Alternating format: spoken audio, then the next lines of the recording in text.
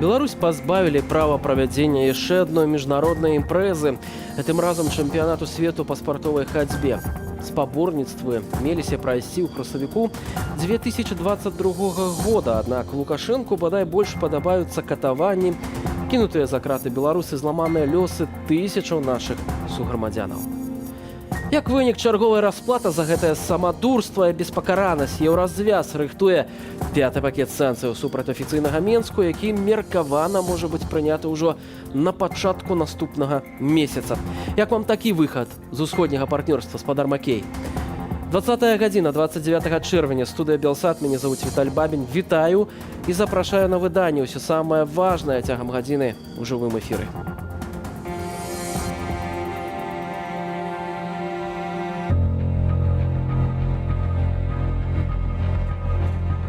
Все, грубо говоря, притянуто за уши, все весьма умозрительно. То есть какие-то преступления, которые якобы совершал мой сын, они выглядят очень, скажем так, убого и бездоказательно.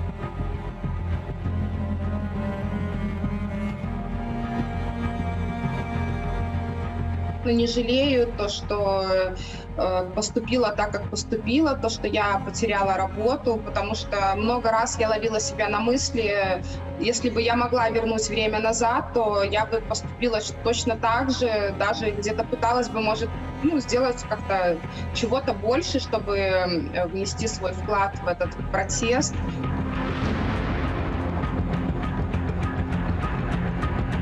Імаверна, найбольш цяжкі і такі момант, это, безумоўна, была пушкінская 10 жніўня, калі яна ў тым ліку была побач з ёй выбухнула граната светлашумавая, яна была трохі аглушыла яе.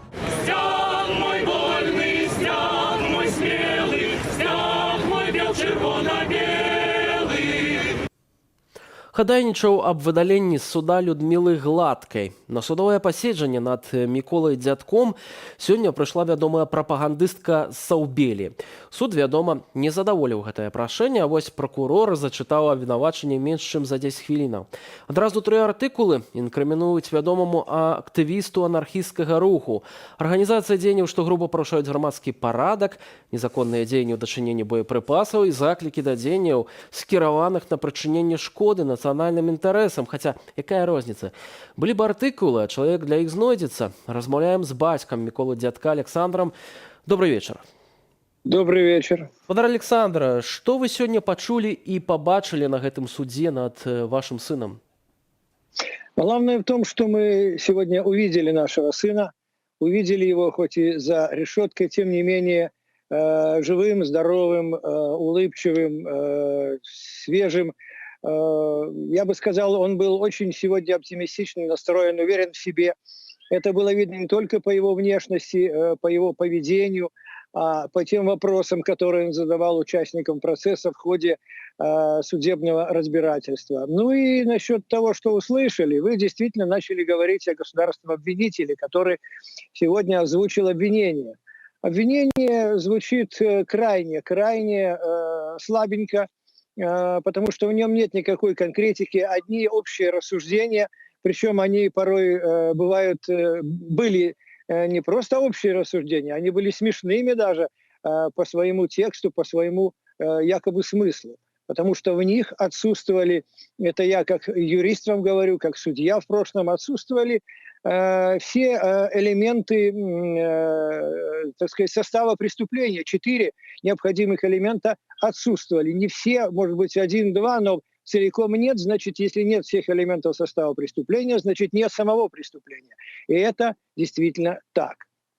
Больш за тое, лінгвістычная экспертыза не пацвердзіла заклікі да нейкіх масавых закалотаў, беспарадкаў, якія гучалі ў тэлеграм-канале вашага сына. Ці азначае гэта, што гэты артыкул па гэтым абвінавачанню ў прынцыпе можа быць зняты ў будучыні? Понимаете, сейчас говорить о том, что будет в будущем, как поступит суд, оправдает по каким-то отдельным статьям Николая или оставит все целиком обвинение в таком виде, в котором предъявил обвинитель, говорить трудно. Я бы не стал строить такие прогнозы. Единственное, что я могу сказать, все же, по всем 3 названным статьям доказательства не просто слабенькие, а, на мой взгляд, их практически нет, как таковых. И что касается этих якобы бутылок с какой-то там смесью непонятной, потому что свидетели ничего внятного не сказали, которые присутствовали при проведении обыска и якобы изъятии этих подброшенных, по моему мнению, бутылок. Что касается массовых беспорядков, то смешно звучит, когда говорится о том, что Николай остановил движение нескольких десятков видов общественного транспорта в городе Минске. Один Николай. Все это делается на основании какого-то одного какого-то там нюанса, где кто-то якобы его где-то видел, кто-то сфотографировал якобы, что-то такое. Это просто смешно. Ну а что касается массовых беспорядков, вы справедливо заметили, что на данный момент, кроме этой так называемой лингвистической экспертизы, которая ничего не подтвердила, других доказательств не озвучено. Ну, примерно так. Вось вы таксама узгадалі пра гэтыя нібыта боепрыпасы, але ўсё ж такі, наколькі я ведаю, там усяго-то было машыннае масло і бензін, больш за тое ніякіх адбіткаў пальцаў Мікола на гэтых бутэльках не было, правда? Действительно, во-первых, бутылки были все разные. Свидетели рассказывали о том, что они видели, какие бутылки видели. Одни говорили, что были заткнуты тряпкой, другие говорили, что были пробочкой закручены. Называли разные объемы этих бутылок и так далее, и так далее. То есть масса противоречий касательно даже внешнего вида. Что касается содержимого, то речь шла примерно, якобы, там экспертиза тоже конкретно не высказалась определенно, что якобы там была смесь бензина и минерального масла. А в какой концентрации, сколько его было и для чего оно может использоваться, толком никто не сказал. За исключением пожарно-технической экспертизы, которая предположила, что да, действительно, это может быть использовано для поджигания чего-нибудь. И все. Но они все в один голос, все эксперты, маломальски порядочные, сказали, что все остальные вопросы относятся к компетенции не специалиста, техника или эксперта, а исключительно к компетенции правоохранительных органов, суда и прокурора.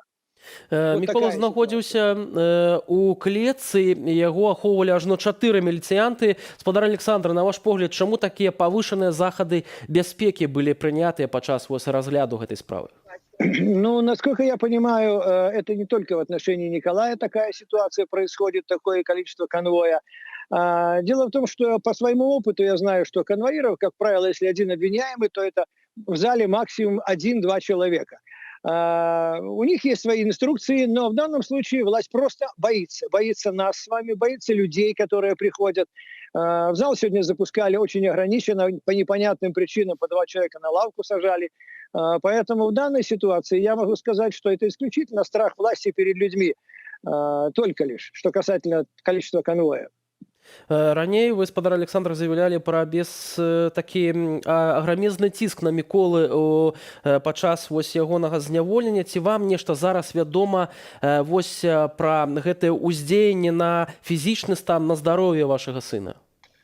Что касается физического его состояния здоровья, то у нас сейчас нет оснований для серьезного беспокойства. Да, у него как были, так и остались проблемы с желудком, и администрация СИЗО-1 до сих пор никак не может ему устроить обследование надлежащее.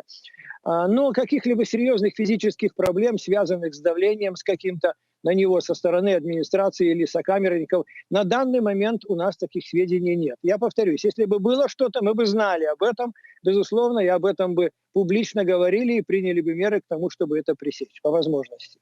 Як выглядае сітуацыя з камунікацыяй? Ці даходзяць да вас лісты ад Мікола, а вашыя да яго? Ведаю, што сёння ён не прызнаў віны па ўсім гэтым абвінавачанням фальшывым, сфабрыкаваным, якія былі зачытаныя дзяржаўным абвінаваўчым органам. Што сам Мікола пра гэта піша, магчыма, да вас? Ну, конечно, я уже говорил не раз, что у нас как были проблемы с коммуникациями, так и остались. Письма идут очень плохо, и нам от него, и ему от нас. Он от многих родственников наших не получает письма, от сестры из Германии, которая там живет постоянно, он не получает ни фотографий своих племянников маленьких, ни писем от нее не получает. Что касается ситуации, он в письмах, которые доходят таки до нас, он не пишет ничего о происходящем в следственном изоляторе или каких-либо других вещах. Будем спадзявацца, што ўсё ж такі стан Міколы Дзядка стабільны, ён сябе пачувае добра і, канешне, ягоная нязломнасць сёння была прадэманстравана ось на тых невялічкіх кадрах, якія мы пабачылі разам з вами. Вам дзякуй вялікі за гэтую размову. Я могу это подтвердить, что его не сломать. Я могу это подтвердить. Вельмі цешымся з гэтага гаспадарства Александра Дзядок, бацька актывіста Мікалая Дзядка, які зараз знаходзіцца за кратамі і якому пагражае ажно да 7 гадоў зняволення. Тым часам час ідзе, а за кратамі застаюцца 25 прадстаўнікоў медыяў, сярод іх і нашыя каляжанкі, журналісткі Белсату Кацярына Андрэева і Дар'я Чульцова. Наш наступны новы матэрыял прысвечаны ім. Катя неверагодна адданы сваёй прафесіі чалавек. І гэта кідалася ў вочы адразу, як мы пазнаёміліся, калі яна толькі пачынала сваю кар'еру. Яна вельмі такі шматпрофільны журналіст, бо гэта і стрымы, гэта і журналісцкія расследаванні, гэта і такія звычайныя фарматы, як інтэрв'ю ці проста заметкі, рэпартажы. І ва ўсіх гэтых профілях яна выдатна валодае прафесіяй. Да падзею 2020 года яна больш за ўсё ганарылася тэмай Донбаса. Гэта не адзін нейкі матэрыял, гэта серыя і расследаванняў, і інтэрв'ю, якія ў выніку сталі кнігай, якую мы выдалі ва ўкраіне. Яна ганарылася тым, што ў такім узросце яна ўжо стала аўтарам такога матэрыяла. Яна пачынала, напрыклад, працу ў прафесіі ў такія ліберальныя часы, напрыклад, калі яна не мела досведу таго ж тых пераследу журналістаў. Яна не ведала, і калі яе першы раз затрымалі ў Воршы з 17-го года, для яе быў такі шок, бо да гэтага яна там працавала на ўсіх акцыях і ніхто яе не кранаў, а тут раптам яе затрымалі. Тое, што яна заўсёды была так на перадавой, на лініі фронта, гэта не значыць, што яна не баялася. Насамрэч, я думаю, што ёй было вельмі часта страшна, і яна, ў прынцыпе, не скрывала гэта. Імаверна, найбольш цяжкі і такі момант, это, безумоўна, была пушкінская 10 жніўня, калі яна, у тым ліку, была побач з ёй выбухнула граната светлашумавая, яна была трохі аглушыла яе, і яна прызнавала, што насамрэч гэта было вельмі страшна.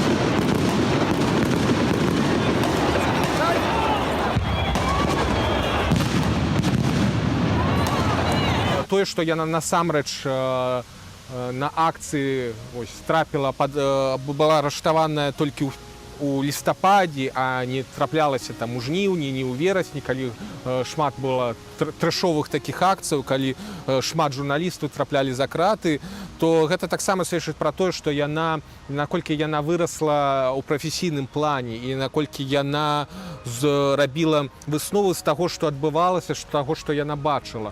Когда горячая точка случилась в моем городе, ни о каких наградах я и не мыслила уже давно. В голову даже не пришло, что мы проявляем какую-то там отвагу в журналистике. Просто работаешь как машина, снять то, сказать то, идти, стоять, связь с редакцией, упал, отжался. Ну и поделиться ураженнями с глядачами. Поделилась. Зменаў у Каці, я думаю, што не заўважыў. Яе настрой, яе погляды на жыццё, яны засталіся тымі же. Катя, па-першае, сама вельмі моцны чалавек духоўна, і яна верыць у сілу чалавечага духа і чалавечыя якасці. І яна, безумоўна, з захапленнем глядзела на тое, што адбывалася з беларусамі ў жніўні, у верасні, калі яны раптам паўсталі, насамрэч адчулі сябе нацыі, адчулі сябе грамадзянамі, і, канешне, яна верыць у тое, што гэта не можа проста так сысці, што гэта не можа быць проста нейкая ўспышка, якая і скончыцца вось гэтым толькі рэпрэсіямі і гвалтам.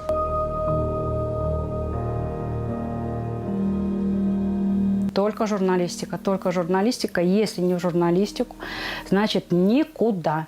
никуда, буду сидеть дома, никуда поступать не буду, пойду дворником.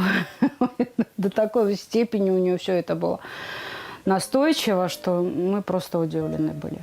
Очень разнообразное у нее всегда было видение жизни, и ей хотелось всегда что-то познавать новое.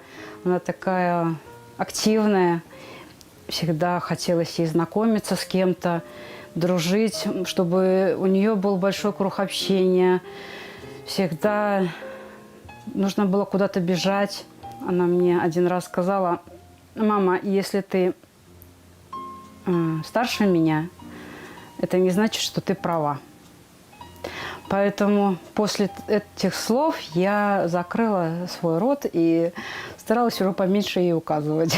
Мы сопротивлялись очень долго, и даже когда она уже нам объявила, что она будет подавать Кулешова на журналиста, журналистика ее интересует, мы ее отговаривали, очень долго отговаривали. Даже когда я писала вот это вот заявление о том, чтобы там надо на платное, вот, потому что это же идет на платной основе, и пишет родители, значит, я пишу, и я ее еще на этом все еще уговариваю этапе. Я ей еще говорю, что тебе это не нужно, что тебе нужно идти куда-то в другое.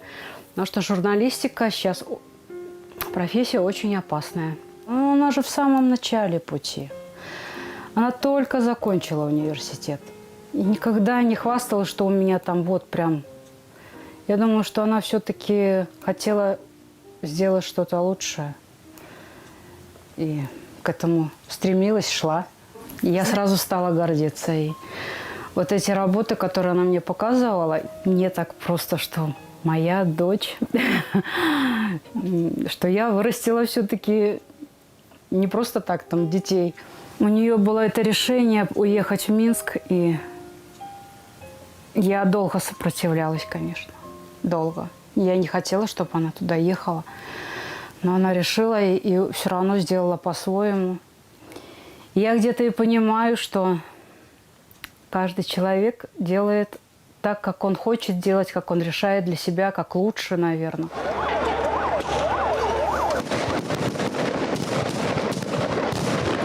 А здесь получается, что кто-то решает, что наши дети неправы по какой-то причине.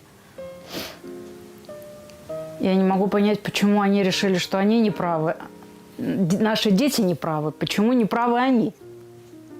За то, что журналисты делают свою работу, нельзя садить в тюрьму. Но зная Дашу, я испугалась в первое же, вот прям вот в первое мгновение того, что с ней там будут нехорошо обращаться, потому что Даша... Фобии есть, наверное, у каждого человека какие-то, да. У нее замкнутое пространство, и мне было вот это вот очень страшно. Как она будет себя вести в этих 4 стенах, та, которая любит так волю. Вижу зеленые деревья. Сейчас ощущение, что 6 месяцев без них и не было. Думаю, похожее я буду чувствовать, когда вернусь домой. Словно всего это и не было, но я хочу все запомнить. Надеюсь, мой мозг не захочет очень сильно меня защитить и не заблокирует все это.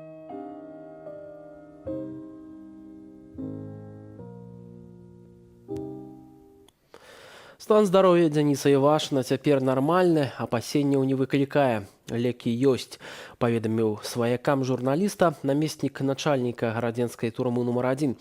Раней паведамлялася, што ў зняволенага журналіста быў сэрцавы прыступ. З намі на сувязі маці Дзяніса, спадарня Людміла Івашына. Вітаю вас.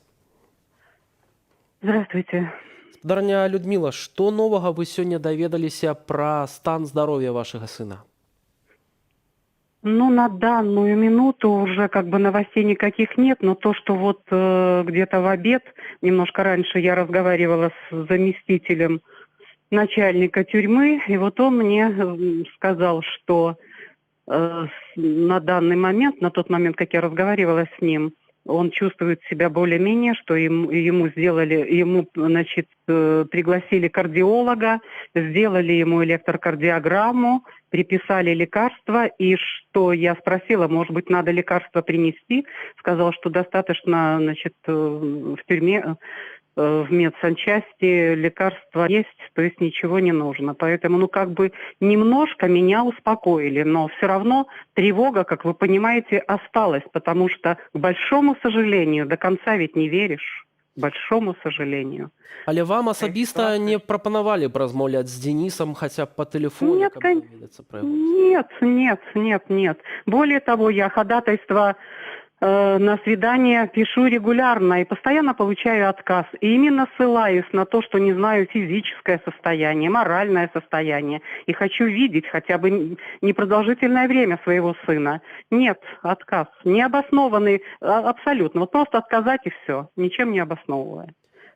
Ці калісьці раней Денис скардзіўся на праблемы з сэрцам, са здароўем такога Нет, кшталту? нет. Он вел здоровый образ жизни, никаких проблем у него со здоровьем уже 100 лет как не было и нет. Поэтому для меня это просто шок. Когда я вчера из нескольких источников узнала, что у него появились проблемы с сердцем, для меня это был шок. Понимаете? Потому что на Дениса идет определенная такая прессинг идет. Его каждую неделю вызывают на беседы, так называемые. Вернее, не вызывают, а приезжают за ним и отвозят в КГБ на беседы. Что это за беседы? О чем беседы? Из того, что происходит вокруг нас, из того, что мы читаем и слышим, мы знаем, какие это беседы. То есть это будут заставлять в чем-то признаться, взять какую-то вину на себя, идти на сотрудничество какое-то, я так предполагаю. Поэтому это тоже все колоссальное давление, нервное прежде всего. Плюс в камерах парилка такая, что невозможно. Окна вряд ли открываются. Много раз читала, что окна не открываются. Пыталась передать вентилятор. Нельзя. Понимаете, это пытки. Я об этом так и написала. Это пытки. Там люди сидят, журналисты и другие. Но не Пані Людмила, ці вы спрабавалі нейкім чынам развязаць пытанне з паляпшэннем вось гэтых умоваў утрымання Дениса ў камеры, магчыма, пісалі нейкія скаргі, альбо, магчыма, звярталіся у вуснай форме да кіраўніцтва, да адміністрацыі турмы? Так, я дважды была уже на приеме.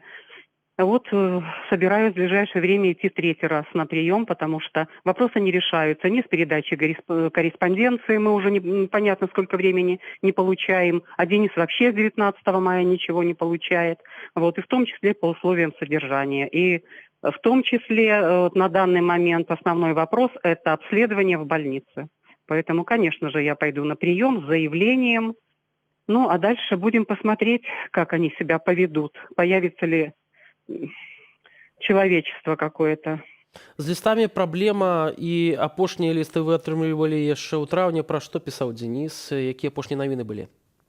Понимаете, Денис в каждом своем письме из всех писем, я половину, наверное, только получила из всех его писем, он нас больше поддерживает. Он пишет: не волнуйтесь за меня, вот, мы должны все выдержать с гонором и годностью. И просит нас держаться просит. Вот. О себе пишет, что занимается по мере возможности. Вот, кстати, в последнем письме писал, что как-то немного уже занимается физическими упражнениями. Наверное, какие-то проблемы уже начали появляться, сердечные, к сожалению. Вот. Пишет, что очень скучает, пишет, что он очень сожалеет, что не может помочь, поскольку работы вот в нашем хозяйстве хватает домашним. Вот. Ну вот такие, передает привет и очень благодарен за помощь, поддержку всех, кто нас знает и не знает. Всем людям передает большое-большое спасибо за помощь и поддержку. Это, понимаете, я иногда вот думаю себе, не было бы этой поддержки, наверное, и меня бы уже не было, потому что выдержать все то, что творится вокруг в нашей жизни, конкретно вокруг моего сына, очень тяжело. Поэтому огромная благодарность всем, кто поддерживает, кто помогает, кто не жалеет добрых слов. Спасибо людям добрым. Спадарня Людмила, ці таксама адчуваеце падтрымку з боку журналісцкай супольнасці, таму што Дзеніс вядомы беларускі журналіст, і, канешне, многія ведаюць Дзеніса як сумленнага, прафесійнага чалавека, як майстра сваёй журналісцкай справы. І таксама пытанне, ці вы яшчэ патрабуеце нейкай дапамогі, што нашыя гледачы, таксама журналісты, усе неабыякавыя людзі маглі б зрабіць для гэтага? Ну, мне трудно об этом сказать. Я уже сказала про вот эту помощь, которая просто бесценна. А журналисты, вы знаете, сегодня у меня просто слов нет. Сколько человек мне сегодня звонило и выражало и поддержку, и слова то же самое, спрашивали, какую помощь и так далее, и так далее. Просто сердце рвется на куски от вот этой доброты людской. И на другой стороне стоит вот такая жестокость, такая вот... Ой, простите меня. Спадарня Людмила, вельмі верым, што ўсё будзе добра, што Дзеніс вельмі хутка апынецца на волі. Вам дзякую за тое, што падарылі беларускай журналістыкі такога сына. Ну, канешне, эмоцыі, цярпенне вам і сілы вытрымаць усе гэтыя выпрабаванні. Людмила Івашына, маці палітвязня Дзеніса Івашына, была з намі на тэлефоннай сувязі. І яшчэ дзве гісторыі палітычна матываванага пераследу. 27-гадовы жыхар Менску Андрэй Каралене, выпускнік вайсковай кафедры БДУІР і адмыслоўца ў інфармацыйнай сістэме бяспекі, быў брутальна затрыманы супрацоўнікамі ДАІА. Суд цэнтральнага раёну Менску пакараў хлопца за супраціў міліцыі, ды пакараў да 2 гадоў калоніі агульнага рэжыму. Не пагадзілася з вычварэннямі рэжыму і цяпер былая студэнтка БНТО Анастасія Булыбенка, якой няма яшчэ 20 гадоў. Яна ад 12 лістапада знаходзіцца за кратамі у СІЗА на вуліцы Валадарска. І ўсцяж чакае суду за арганізацыю альбо ўдзел у групавых дзеяннях, што парушаюць грамадскі парадак. Партрэты абодвух незломных герояў працягваюць нашу рубрыку «Жыве».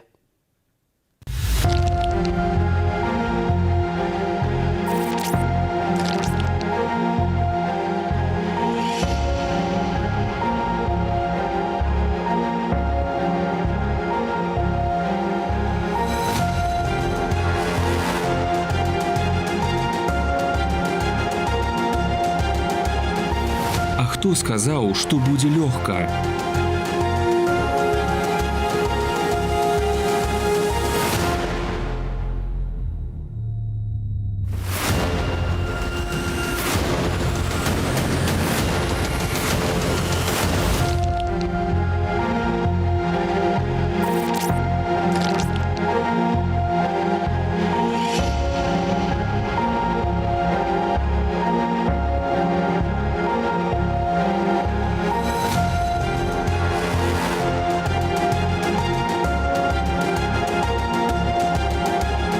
Ніколі не здамся і не зламлюся, выйду з турмы з высока паднятай галавой.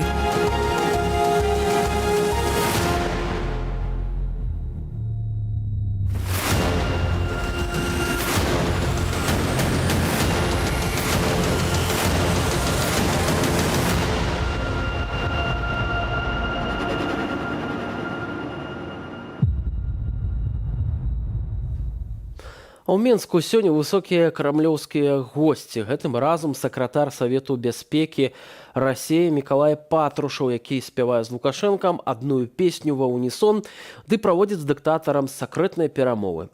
Разбіраемся з гэтым візітам тут і цяпер разам з доктарам палітычных навук Павлам Мусавым. Вітаю вас.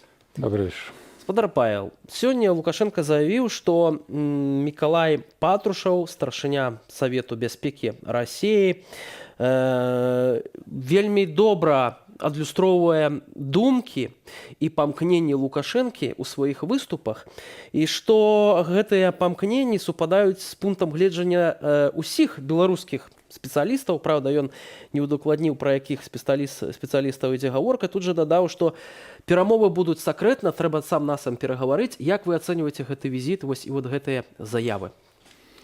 У дадзеным кантэксце, у якім знаходзіцца Беларусь, безумоўна, гэты візіт трэба разглядаць сур'ёзна, бо можа датычыць вельмі значных пытанняў, якія адаб'юцца на лёсе Беларусі. перш за ўсё геапалітычных, стратэгічных пунктаў.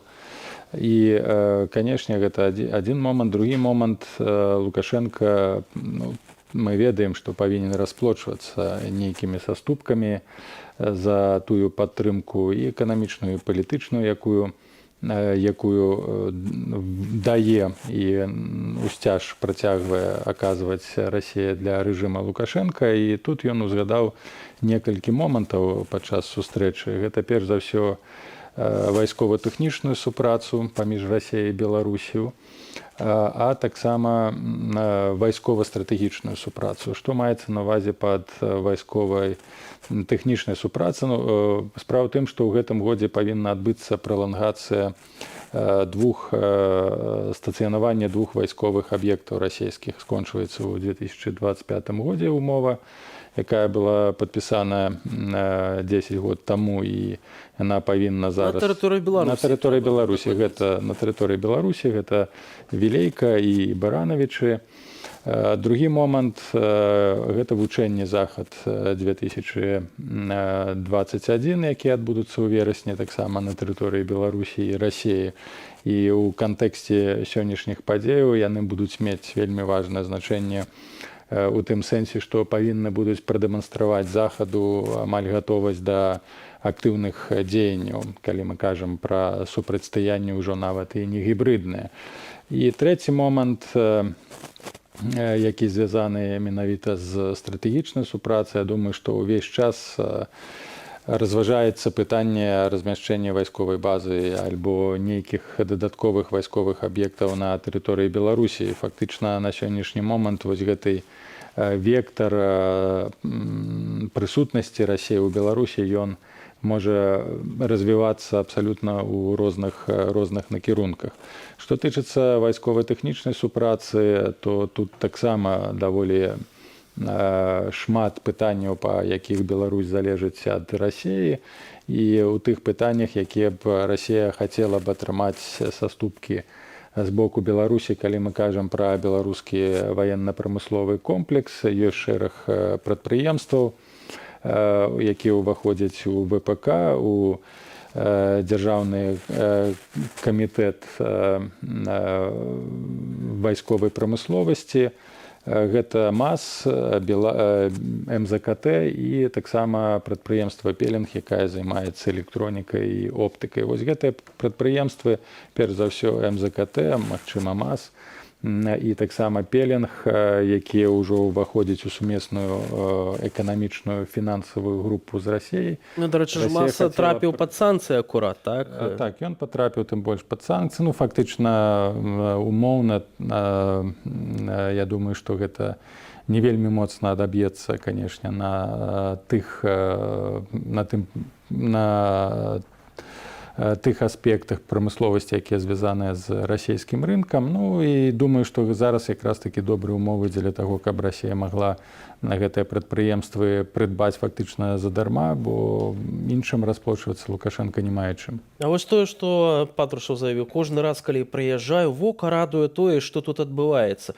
Это ён пра ўзровень масавых рэпрэсіяў і сталінскіх чыстак, якія праводзіць Лукашенко? Я думаю, што наўрад ці ён бы гэтаму здзівіўся, бо фактычна тое ж самае варта прыгадаць, хто такі Патрушаў. Яго абвінавачвалі непасрэдна яшчэ ў 2000 годзе, калі я не памыляюся, ён узначальваў ФСБ у арганізацыі тэрарыстычных актаў у Маскве на Кашырском шассе, калі нібы чэчэнскія баевікі падарвалі жылыя будынкі, пасля чаго распачалася другая чэчэнская вайна.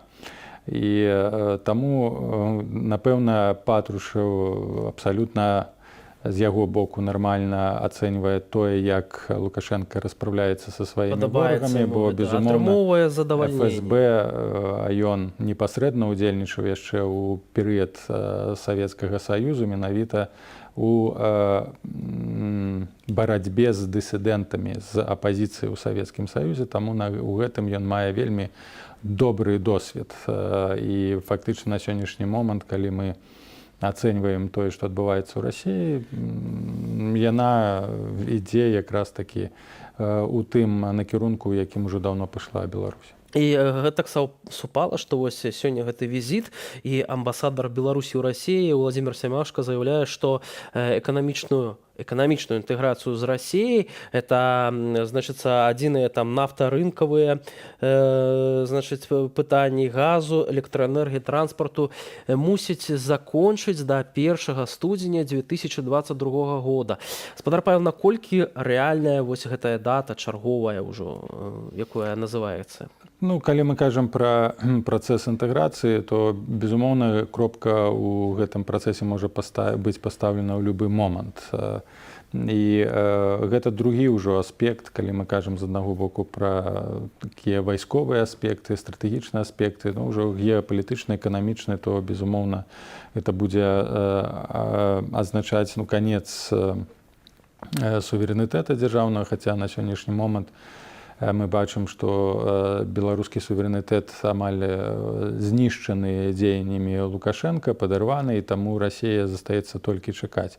Я думаю, канешне, зараз уладам галоўнае пратрымацца, прынамсі, яны не думаюць на далёкую перспектыву, яны думаюць у межах 3-6 месяцаў менавіта і рэалізуюць сваю палітыку у такой кароткатэрміновай перыяд. Для Расіі вельмі важна ўжо зараз атрымаць неабходныя саступкі з боку ўлады Лукашенка, а асноўнае нават на сённяшні момант для іх не з'яўляецца канчатковае завяршэнне працэсу інтэграцыі, бо гэта не Семашка павінен пра гэта рашаць і акрэсліваць урад. Для Расіі першым значным момантам з'яўляецца гэта, канешне, усталяванне амаль поўнай шырокага кантролю за сітуацыяй вайскова-стратэгічнай у Беларусі. Фактычна прысутнасць вайсковай Расіі у Беларусі гэта прынцыпова важная задача на сённяшні момант. Вось выхад Беларусі з усходняга партнёрства. Вось многія апасаюцца, што гэта яшчэ больш кіне Беларусі ў абдымкі Крамля. І ці можа гэта ўвогуле, вось гэты выхад, ці штосьці ён значыць увогуле для Беларусі, для Лукашэнкі і, канешне, для Пуціна? Магчыма, гэта нейкі сігнал? Я б па-іншаму сфармуляваў пытанне. Гэта палітычны рэжым аўтарытарны Лукашенка вывеў Беларусь з усходняга партнерства. Гэта фактычна толькі адзінае, што можа на сённяшні момант зрабіць Лукашенка, дэманстрацыя абсалютна паўнамаштабнага замарожвання адносінаў з Захадам, хаця і прысутнасць Беларусі ва ўсходнім партнерстве пры моманце, калі Лукашенка з'яўляўся кіраўніком дзяржавы, яна была збольшага намінальнай, бо і выключна выкарыстоўвалася ўладамі дзеля паляпшэння іміджу не Беларусі, а рэжыму персанальна Лукашенка на Захадзе. Яго пасля таго, як адносіны былі размарожаны і пачаўся так званы другі ці трэці ўжо дыялог паміж Захадам і Беларусю, тады яго пачалі запрашаць і ў Брусэлі, памятаем, і ў Парыж, і на іншыя сустрэчы ўсходняга партнерства. І Лукашенко уже тады просто дэманстраваў абсалютную зневагу да гэтых мерапрыемстваў, ён не ўспрымаў гэта ўсур'ёз. Так, гэта быў такі збольшага палітычны ідэалагічны механізм, пры дапамозе якога можна было б раздражняць Расію, але па сутнасці гэта не ўплывала на палажэнне Беларусі у той геапалітычнай прасторы, у якой яна знаходзілася. Падпісаць дамоўленасць пра асацыяцыю з еўрапейскім звязам Лукашенка б ніколі б не падпісаў.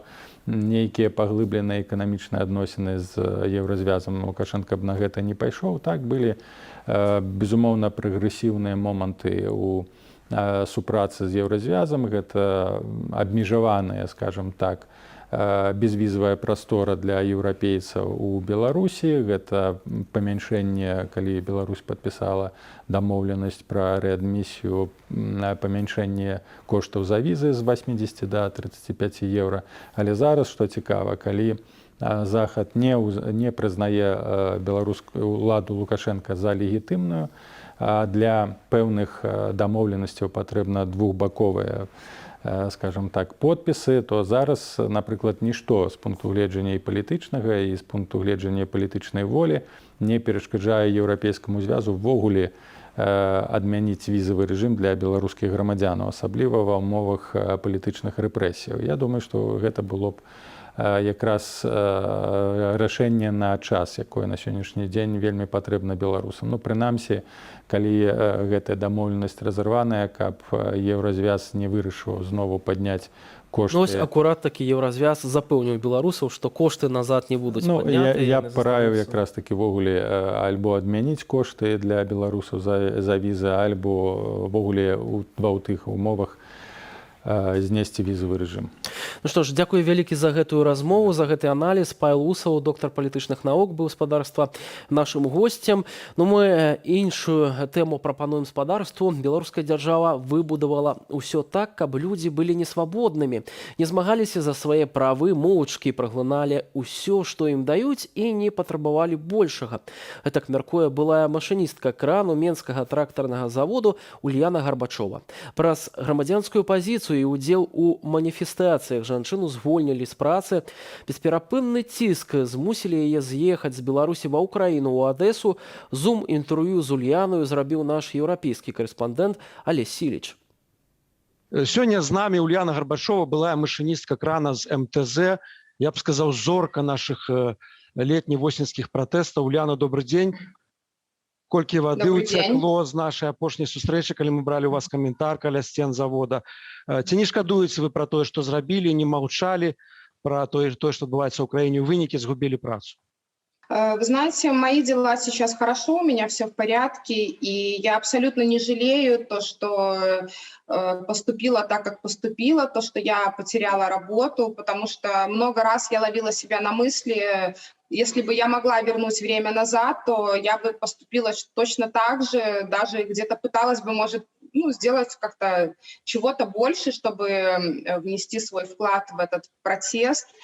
И до сих пор я не понимаю, как люди так спокойно ходили и ходят на работу и не пытаются что-то сделать. Мы з калегамі даволі часта робім апытанкі каля прахадной МТЗ. У меня такое складаецца ўражанне, што людзі просто баяцца. Яны баяцца згубіць гэтае месца, гэты заробак. Гэта так, гэты страх існуе у шэрагах рабочых? Да, так оно и есть. Вот по поводу МТЗ, что я скажу, в основном там работают люди, которые приехали в Минск из других городов, деревень и населенных пунктов. Они получили общежитие, и они понимают, то есть для них это, мне кажется, один из таких самых страшных страхов на первом месте, это то, что они, мало того, что они лишатся работы, они лишатся еще своего жилья. И это их пугает. И как бы есть, люди там есть разные. Есть, которые просто, кроме завода, не представляют для себя ничего другого, никакой другой там деятельности, никакой другой работы. И они, да, их как только попытались запугать тем, что вы лишитесь работы, все, для них это было как вот такой пик. Поэтому, и в принципе, как это сказать правильно, у нас все же, мне кажется, наше государство выстроило все так, чтобы люди были не свободные, а как рабы. То есть рабы на страйк, на забастовку не выйдуць. І наколькі гэта рабская психология уже моцна ў головах у МТЗ у рабочих? Знаете, к сожалению, она там сидит очень глубоко, потому что вот лично я разговаривала с людьми, причем с многими и разных возрастов, из разных подразделений. Я вот объясняю, например, что мы вместе, мы сила, это нас должны бояться, там никто из нашего начальства не станет за станок, там не сядет на кран, если, брать мою специальность, да, не смогут этого сделать, нас никто не сможет заменить, нас большинство, если мы будем все вместе, то нам нечего бояться, и все поддерживают, у всех горят глаза, все понимают, что да, так и есть. Потом приходит какой-нибудь начальник, просто начинает орать, и там будет то-то, то-то, то-то, и люди все, у них как пелена, они уже не верят в то, что они что-то могут, у них получается, какая-то появляется паника, и они отказываются от своих желаний. Хотя, конечно, в плане настроения там никто не поддерживает действующую власть, никто не поддерживал эту власть давным-давно, и у нас было много разговоров еще до голосования. Прекрасно все знают, что за кого голосовали люди, но на данный момент у них вот такая безвыходная ситуация, их прижали, они не могут показать свое «я», они просто боятся. Вы мне писали в Фейсбуке, что у вас в зв'язку с тяжкой працей часто болело колено, так само, ось я читаю, руки, шея, спина. Як у вас зараз со здоровьем? Ой, вы знаете, слава богу, это вот один из таких плюсов, по которому можно не жалеть то, что я лишилась работы. Наверное, все, что не делается к лучшему, потому что на заводе очень много больных людей, просто там с такими хроническими заболеваниями, что, ужас. Я еще, наверное, у меня болело колено уже на протяжении года, спина, шея, руки, это само собой, это постоянно болит, и можешь и ночью просыпаться от этой боли. Про людей постарше я вообще не говорю, но, опять же, спасибо нашему государству, они же ценят рабочих, они же сделали все условия, чтобы люди работали в комфорте. Ульяна, скажите, ваши планы на будущее? Може, варто змінити кардинально род діяльності, наприклад, пайти в моделі? Вы знаете, я вот про модели часто слышу, но у меня такой смех, конечно. Комплимент за комплимент всегда спасибо огромное, это всегда приятно. По поводу смены рода деятельности, я думаю, я вот недавно закончила курсы тестировщика ПО, хотя, конечно, еще у меня нету абсолютно опыта работы в этой сфере. Вот. То есть, честно сказать, знаете, есть такая поговорка: хочешь рассмешить Бога, расскажи ему о своих планах. У меня уже там после увольнения планы были разные, но в итоге все оказалось, все получилось, не ожидая, уехала вот недавно из страны. Поэтому пока что кое-какие планы есть. Если все получится, я обязательно позже расскажу вам. Вот. А там уже видно будет, как Бог даст, как говорится. Добре, не будем до конца раскрывать ваши планы нашим глядачам. Сегодня с нами была Ульяна Горбачева, была машинистка крана з Мінського тракторного завода, Олесь Силич, Белсат, Бельгія. А мы застаемся ў замежжы. Чэшскі ўрад вырашыў пачаць падрыхтоўку да стварэння прадстаўніцтва беларускай апазіцыі ў Празе. Пра гэта паведаміў кіраўнік Міністэрства замежных спраў гэтай краіны Якуб Кулганак пасля сустрэчы з прэзідэнтам Мілашам Зэманам. Пра што гаворка? Запытаемся ў дарадцы Святланы Ціхановскай, Франака Вячоркі. Вітаю, Франак. Добрый вечер. Власна, пытанне першае, чаму ўзнікла неабходнасць стварэння гэтай структуры і хто ёй будзе кіраваць? Насамрэч, існуе неабходнасць гуртавання беларускай дыяспары, беларусаў, якія вымушана пакінулі краіну не толькі ў Чэхіі, ва Ўкраіне, у Літве, у Латвіі, у Польшчы. Тысячы беларусаў, якія хацелі аб'ядноўвацца з суайчыннікамі. Гэта і бізнесоўцы, і актывісты, і праваабаронцы. І мы пачалі працэдуру тут, у Літве, стварэння такога хаба грамадскіх ініцыятываў і арганізацыяў, а таксама мы пачалі працэдуру прысваення дыпламатычнага статусу офісу Святланы Ціхановскай. І пра тое, каб падобны статус атрымалі іншыя беларускія ініцыятывы ў краінах Еўразвязу, мы гаварылі і ў Варшаве, і ў Празе, і ў Газе, і ў Берліне. І я спадзяюся, што пасля таго, як Літва гэты статус адмыслова надасць, падобную працэдуру запусцяць таксама і Чэхі, і іншыя краіны Еўразвязу. Але вось цэнтральны офіс Святланы Ціхановскай па-ранейшаму будзе знаходзіцца ў Вільні пакуль што. Безумоўна. Цэнтральны офіс знаходіцца там, дзе знаходзіцца лідар, дзе знаходзіцца прэзідэнт. Але вельмі важна, каб у кожнай сталіцы было месца, была прастора, куды беларус, неважна, калі ён выехаў з краіны, можа звярнуцца, можа прыйсці, можа атрымаць параду, але таксама можа перадаць свае ідэі і прапановы менавіта Святлане Ціхановскай.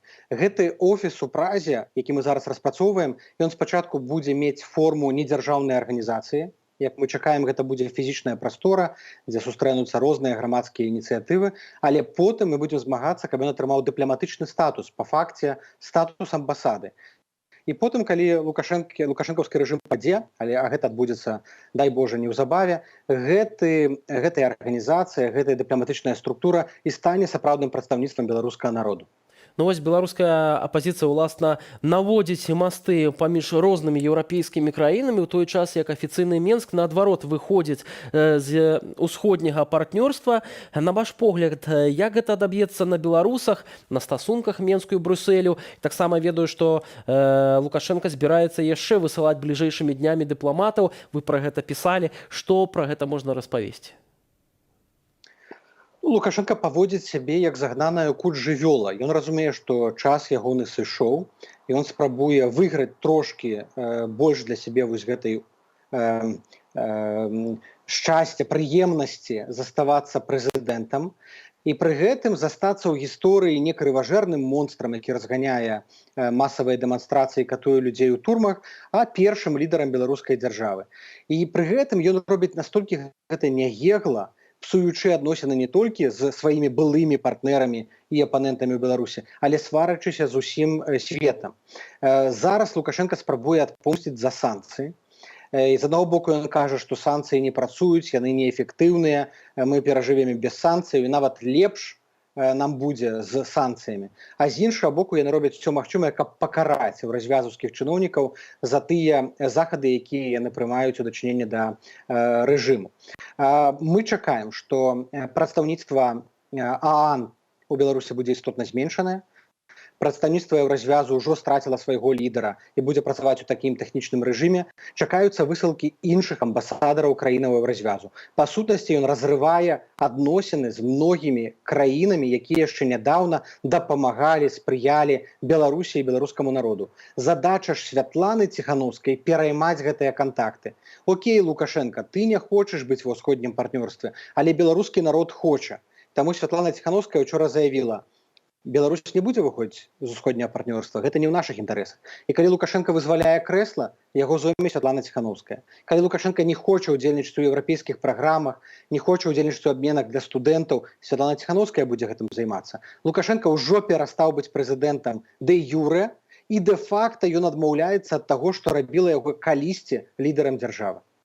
Ну, вось цікава яшчэ тое, што Мікалай Халезін сёння паведаміў пра рыхтаванне 5-га пакету санкцыяў у адносінах да рэжыму Лукашэнка, і ўжо вельмі хутка, нават на пачатку ліпеня ён можа прыняць. Што вам вядома пра гэта, па каму першую чаргу ударыць гэты 5-й пакет санкцыйны? Зараз існуе некалькі санкцыйных рэжымаў. Санкцыйны рэжым – гэта сістэма нанясення абмежавальных захадаў супраць пэўнай дзяржавы. Першыя 4 пакеты тычыліся асобных людзей і фірмаў, звязаных з Лукашэнкам, і асобны рэжым сектаральныя санкцыі супраць цыгаретаў, тытуню, нафты, калікі. 5-й пакет санкцыяў павінен тычыцца найперш тых, хто вінаватыя у судовых выраках, якія мы недавно чулі, рэпрэсіях супраць журналістаў, а таксама захопе самалёта Ryanair. Гэта тыя людзі, якія не паспелі ўвайсці ў 4-й пакет санкцыяў. Ён можа быць прыняты ў ліпені, ён можа быць прыняты ў жніўні, гэта не мае значэння.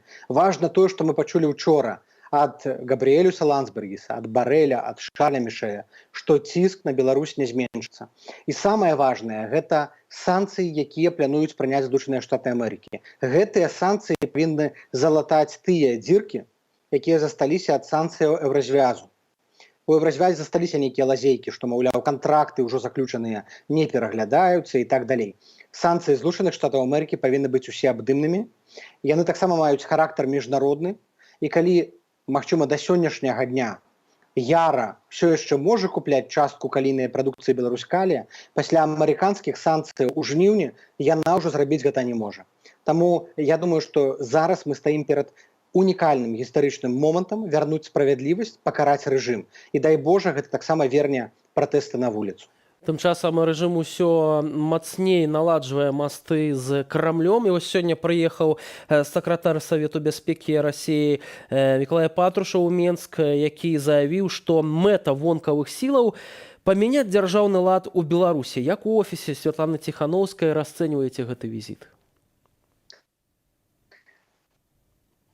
А здаецца, нічога новага, заўжды наладжваў адносіны з Крамлём. Былі форумы рэгіёнаў, дзе ўдзельнічалі прадстаўнікі беларускіх абласцей і расійскіх. Тут нічога не новага, адзінае, што ён цяпер спрабуе гэта прадаць як надзвычайныя поспехі беларускай дыпламатыі. Нічога новага тут няма. Ён сустракаецца з тымі, хто гатовы з ім сустракацца. І, на жаль, расейцы да гэтай пары ўсё яшчэ лічаць яго рукапаціскальным. Тое, што ён сустракаецца з Патрушевым, сустракаецца з Пуціным, сустракаецца з чыноўнікамі, тое, што расійскія вайсковыя эксперты бяруць удзел у вайсковых выставах, гэта ўсё дэманструе ягоную спробу дэманстраваць лаяльнасць Маскве. Ён дэманструе гэтую лаяльнасць чаму? Каб паказаць сваім цяперашнім паплечнікам, тым вайскоўцам, губопікаўцам, КГБшнікам, якія вакол яго, што ён усё яшчэ мае падтрымку Масквы. Але мы чуем і іншыя галасы. Мы чуем галасы, якія прыходзяць з Расіі праз міжнародныя арганізацыі. Яны ўсё больш і больш сумняюцца у тым, што Лукашенка здольны трымаць сітуацыю пад кантролем. У Расіі сумняюцца, што Лукашенка можа быць надзейным саюзнікам. Таму з аднаго боку, колькі б Лукашенка не дэманстраваў вось гэтую лаяльнасць, мір, дружбу, жвачку з Масквой, усё роўна Расія ў пэўны час, калі Лукашенка будзе тануць, яна дасць яму патануць. І тут пытанне да ўсіх тых чыноўнікаў, якія зараз акружаюць Лукашенку. Калі гэты момант настане, калі Лукашенка будзе тануць, на чыім баку будзеце вы? На чыім баку вось гэтага тэрору ці людзей, якія змагаюцца за свабоду, акажуцца вы і вашыя сем'і, вашыя бізнесы, вашыя арганізацыі. Зараз самы час выбраць, самы час вызначыцца, якая будзе ваша роля ў гісторыі. Франак, у нас літаральна хвіліначка застаецца. Калі гэты час можа настаць, што менавіта мусіць адбыцца, калі Пуцін зразумее, што з Лукашэнкам усё? Гэта можа настаць у любы момант. Мы бачым, што сітуацыя развіваецца досыць непрадказальна, імкліва. Нават Уладзімір Мацкевіч напісаў у Фейсбуку сёння, што не ведае, чаго чакаць. Таму што будзе гэтай іскрой, мы дакладна не ведаем. Я спадзяюся, што ўжо ў бліжэйшыя месяцы пачнуцца перамены, незваротныя перамены, якія пачнуцца з вызвалення палітвязняў, а потым і падрыхтоўкі да новых выбараў. Тое, за што мы працавалі, дзеля чаго мы змагаліся апошнія 12 месяцаў. Ну, а мы будзем абавязкова асвятляць гэтыя падзеі, заўсёды будзем з нашымі гледачамі. Дзякуй вялікі. Франак Вячорка, дарадца Святланы Ціхановскай, быў з намі на відэасувязі. На гэтым я, Віталь Бабін, развітваюся з вамі. Зычу шмат сілаў і аптымізму. Дзе іх здабыць, падкажуць віцебляне. Силу и оптимизм мне додает творчесть, моя творчая деятельность и творчая атмосфера нашего города Витебска. Вера в будущее дает нам силы, оптимизма, здоровья и все остальное. Те же самые силы и оптимизм. Хорошее настроение. Первое-наперво – это здоровье. Вот когда нога не болит, вот мы сегодня посетили хирурга сосудистого. Вы знаете, ехала вот так, вот только вот сейчас вышли. А когда он написал рецепт и сказал, что операции не надо, вы знаете, это такое счастье. Поверьте, ничего нельзя сравнить ни с чем, ни с едой, ни с деньгами. Операции не надо. Погода, здоровье, друзья, родители, дети. Вера в себя. Только в себя надо верить, самому делать. И тогда будет все хорошо. Общение с природой, наверное. Самое главное заниматься самым любимым делом. Потому что то, что вы делаете, вы себя заряжаете энергией. Да все. Просто погода, люди. Чашка, кофе. Придает сил. А оптимизма, господи, вера в новый день, новые приключения, возможности как-то, новые возможности в конце концов. Ну и, конечно же, путешествовать.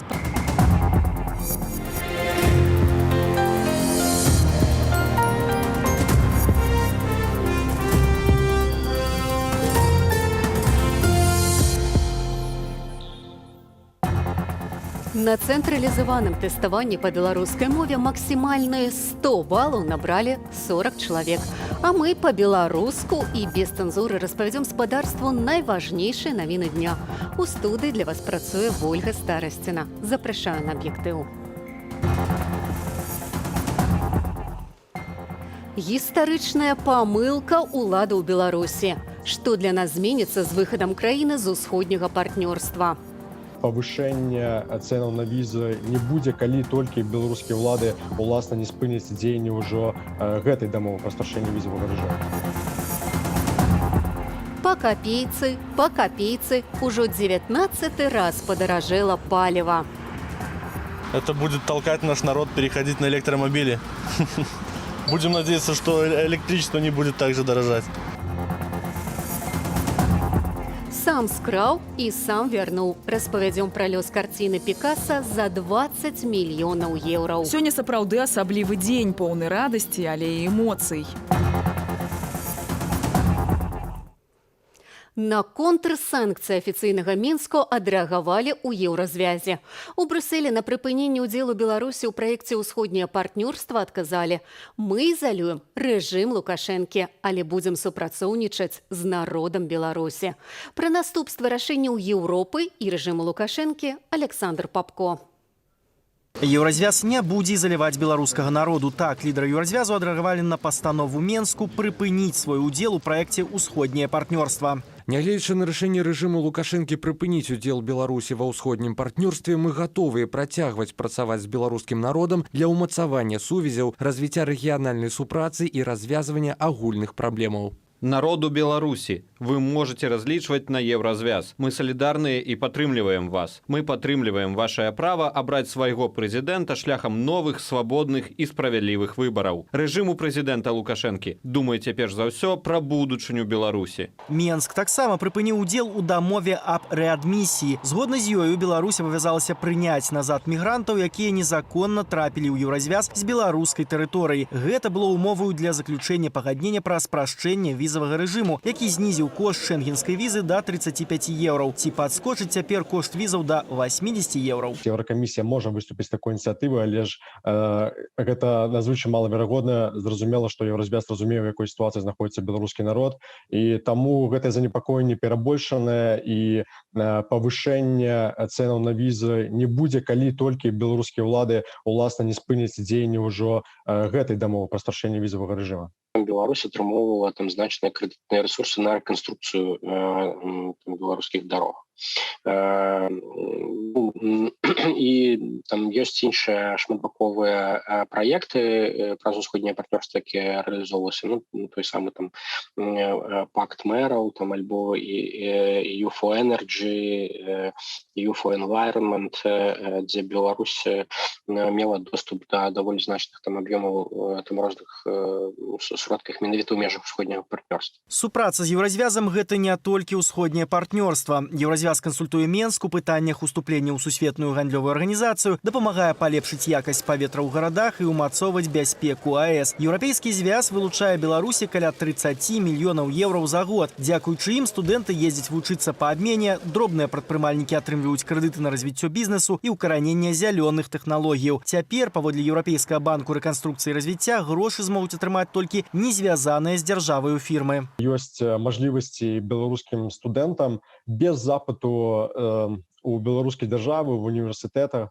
аплікавацца на некаторыя навучальныя праграмы, нейкія абмены, магістарскія і так далей. Яны застаюцца адчыненымі. Выглядае, што усе іншыя праграмы, якія мелі дачыненне да беларускіх уладаў цэнтральных, рэгіянальных, да універсітэтаў наўпрост, яны ці ўжо перапыненыя, ці могуць быць перапыненыя ў наступныя месяцы. Рашэнне Лукашэнкі не мае юрыдычнай сілы і супярэчыць волі беларусаў, заявіла Святлана Ціханаўская падчас візіту ў Прагу. Яна паабяцала зрабіць усё, каб ва ўсходнім партнёрстве Беларусі рэпрэзентавалі тыя, хто сапраўды мае права гаварыць ад імя народу. Улады Чэхіі, па прыкладзе Літвы, паабяцалі адкрыць у Празе прадстаўніцтва беларускай апазіцыі. Рашэнне пэўных пытанняў знаходзіцца ў руках беларускай дзяржавы, то складана, а не ў руках там грамадзянскай супольнасці, то складана гэтае пытанне вырашаць без удзелу беларускіх уладаў. Напрыклад,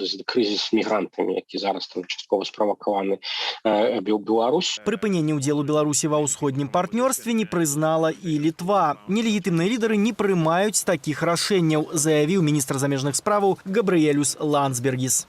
Александр Папко, Белсад. Кантрабанду з Беларусі на 100 тысяч еўро выявілі літоўскія мытнікі. Амаль 30 тысячаў пачак цыгаретаў былі схаваныя ў грузавым цягніку, які прыбыў у порт Клайпеды. Зрэшты, незаконна з Беларусі ў Літву трапляюць не толькі цыгареты. Літоўскія ўлады паведамляюць пра чарговыя выпадкі нелегальнай міграцыі. Пра кантрабанду на дзяржаўным узроўні Михаил Паранович. Толькі за мінулыя сотні літоўскія памежнікі затрымалі 13 нелегальных мігрантаў, якія мінулі літоўскую мяжу з тэрыторыі Беларусі. Усяго з пачатку года памежная служба Літвы затрымала 600 такіх асобаў. Гэта амаль у 7,5 разоў больш, чым за ўвесь мінулы год. Я думаю, што мяжу не абараняюць, таму ім так лёгка сюды прыйсці. Мне не здаецца, што калі б мяжу абаранялі, ім было б лёгка гэта зрабіць. Лично мне это не очень нравится. Я против этого. Гэта жахліва, калі адна краіна дазваляе нелегальным мігрантам ісці ў іншую. Калі дзяржава гэта заахвочвае, але мне не здаецца, што гэта праблема менавіта Літвы, бо яны не застануцца ў нас, а пойдуць далей. Напярэдадні ў беларускім МЗС заявілі пра аднабаковы выхад з пагаднення аб рэадмісіі з еўрапейскім звязам. Гэта значыць, што ўлады Беларусі больш не будуць прымаць замежнікаў, якія незаконна трапілі ў еўразвяз праз Беларусь і мусяць быць дэпартаваныя назад. Улады Літвы гэтае рашэнне прызнаваць адмовіліся.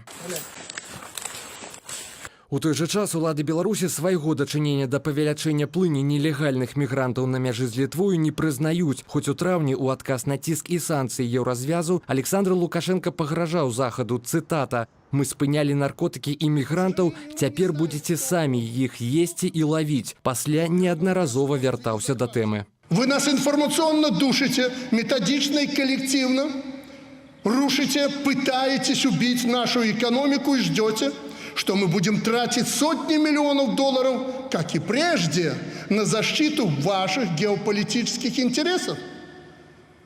Только безумцы могут так думать и рассчитывать на нашу поддержку. У Камітэце нацыянальнай бяспекі і абароны Літвы заявілі, што не вераць у такія супадзенні і ў іх дастаткова фактаў, каб даказаць дачыненне рэжыму да павелічэння міграцыйных хваляў у Літву. Очень тоже интересная корреляция, что многие из них куда-то теряют свои документы, потому что они ведь не прилетают в Беларусь без документов, но к нам они уже попадают как-то без документов.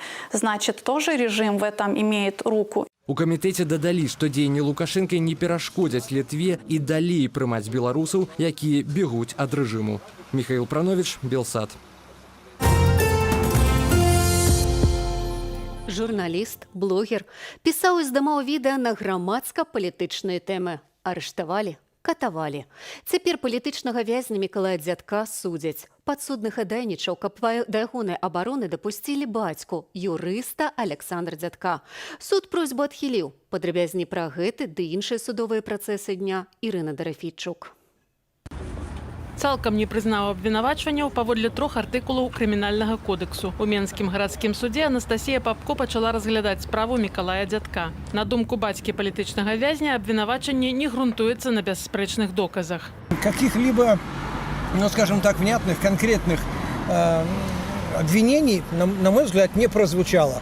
То есть все, грубо говоря, притянуто за уши, все весьма умозрительно. То есть какие-то преступления, которые якобы совершал мой сын, они выглядят очень, скажем так, убого и бездоказательно. Блогера и журналиста, активиста анархистского руху Мікалая Дзядка вінавацяць у арганізацыі закалотаў, незаконным выкарыстанні зброі ці выбуховых рэчываў і ў закліках да дзеяннях, што пагражаюць нацыянальнай бяспецы. Яго могуць пакараць 7 гадамі зняволення. Он очень грамотно изъясняется, интересно о политике, о истории. Поэтому, коктейли, я не думаю, что они вообще там имели место в его ситуации. Те, кто этим занимается, они не будут никогда афишировать это. И они не будут настолько популярны, скажем так, да. Николай, он был достаточно известен, я считаю, в Ютубе, в Телеграме, поэтому будут за этого преследовать. Мікалая Дзядка затрымалі летась у лістападзе на здымнай кватэры. Моцна збілі, распылілі ў вочы перцовы газ і знялі для відэароліку Міністэрства ўнутраных справаў. К какой субкультуре относишься? Отношусь к анархистскому движению. С какого года? 2003-го.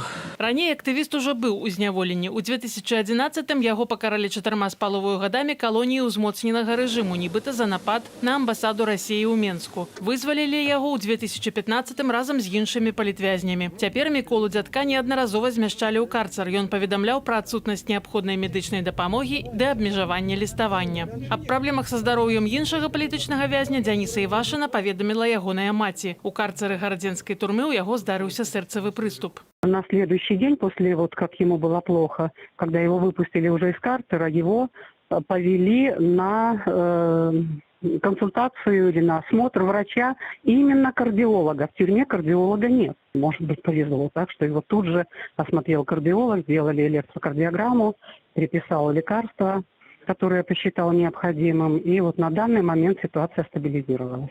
Сэрцавы прыступ у Дзяніса Івашына, які раней не меў ніякіх праблемаў са здароўем, мог здарыцца, на думку маці, або праз пастаянны стрэс, або праз умовы ўтрымання ў спякотнай цеснай камеры без свежага паветра. Інфармацыю пра цяперашні стан здароўя сына жанчына атрымала ад намесніка начальніка турмы. Спаткання з сынам Людміла Івашына дамагаецца ўжо 4-й месяц. Ірына Дарафейчук, Белсад. У сталічным аэрапорце затрымалі незалежную экспертку ў галіне дзяржаўнага кіравання Тацяну Кузіну у сувязі з заведзеную крымінальную справай. Цяпер Тацяна Кузіна ў ізалятары часовага ўтрымання на Акрэсціна. Тацяна збіралася ляцець начным рэйсам у Тбілісі. Яе затрымалі падчас праходжання пашпартнага кантролю. Тацяна Кузіна – экспертка Беларускага інстытуту рэформы і трансфармацыі публічнага адміністравання, сябра рады і сузаснавальніца школы маладых менеджераў публічнага адміністравання СІМПА. Затрыманне Тацяны праваабаронцы называюць чарговым ударам па беларускай грамадзянскай супольнасці. Беларусь пазбавілі права ладзіць чэмпіянат свету па спартовай хадзе. Гэтак пастанавіла Рада сусветнай лёгкай атлетыкі. Сярод прычынаў пераносу чэмпіянату з Беларусі нявызначанасць вакол дыпламатычных дачыненняў і абмежаванне міжнародных паездак, накладзеных на Беларусь. Спаборніцтвы павінны былі адбыцца ў Менску на лета ў красавіку. Цяпер арганізатары вядуць перамовы з іншымі краінамі ў справе правядзення чэмпіянату. А Еўразвяз ужо ў пачатку ліпеня можа прыняць 5-й пакет санкцыяў супраць рэжыму Лукашэнкі, распавёў грамадскі дзеяч і кіраўнік беларускага свабоднага тэатру Мікалай Халезін. Брюссель ужыве абмежаванні, калі сітуацыя з правамі чалавека ў нашай краіне не палепшыцца. Тым часам колькасць палітычных вязняў сёння павялічылася на 6 чалавек.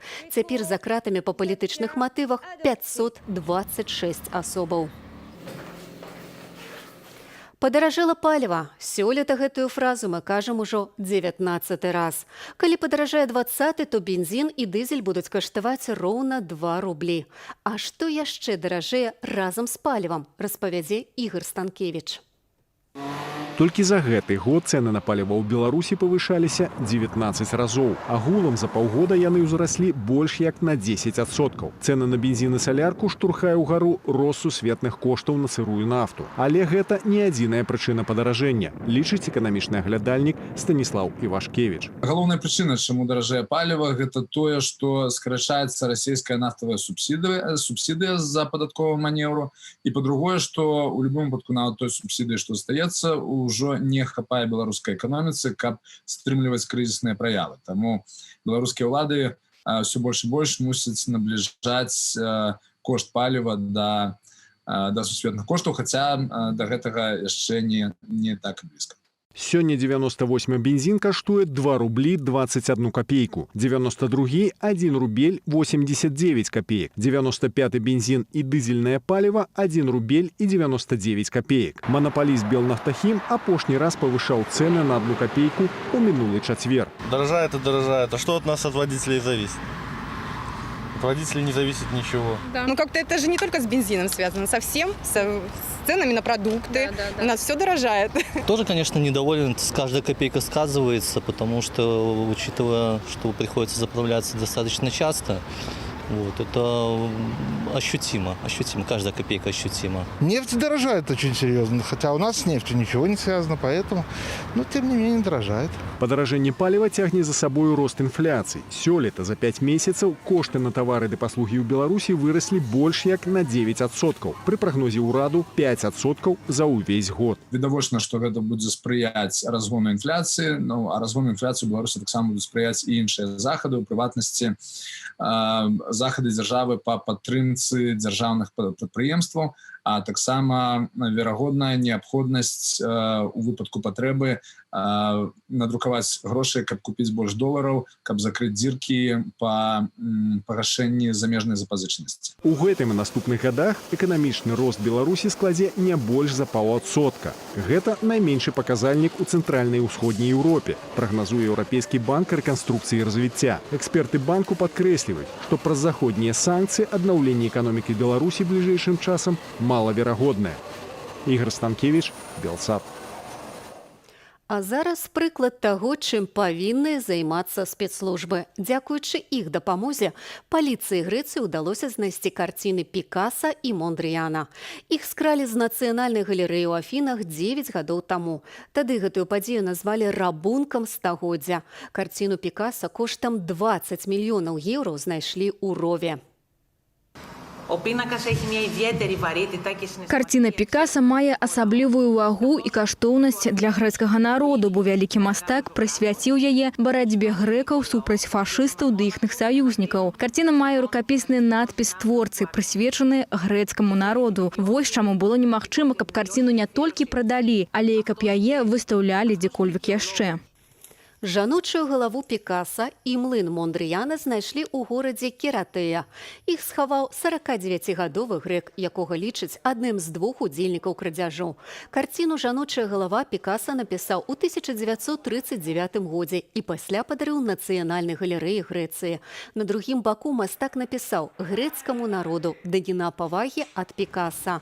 Абедзве карціны вернуцца ў нацыянальную галерэю ў Афінах, якая ўсе гэтыя 9 гадоў была на рамонце і адкрылася сёлета ў сакавіку.